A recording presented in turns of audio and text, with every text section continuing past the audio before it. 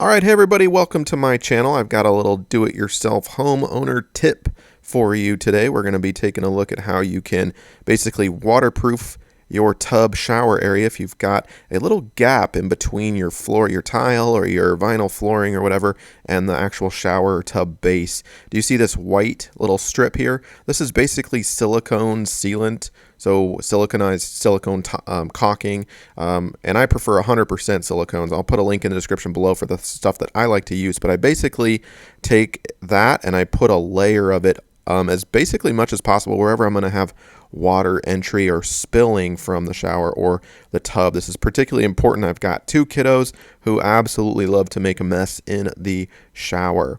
And so let's test this out here.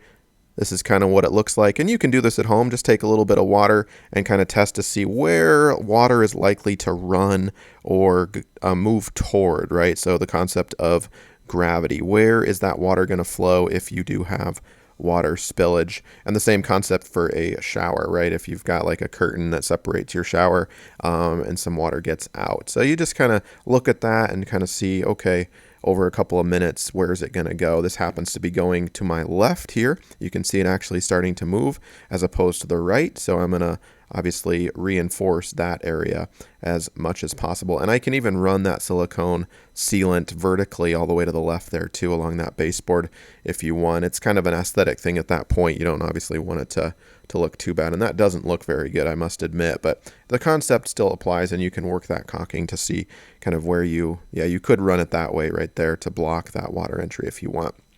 I haven't gotten to that point yet. You can see I kind of ended it right there. Basically that sealed baseboard I'm not super concerned with, but that entry point, again, those gaps between the baseboard and the tub itself, I definitely want to make sure that that exposed natural wood in the baseboard is not going to seep, kind of soak in that water. So that's the concept there, but certainly you can run that wherever you would like, and you could get a different color. If you don't like that bold white, you could get a clear silicone caulking as well. Here's the same thing but with our shower.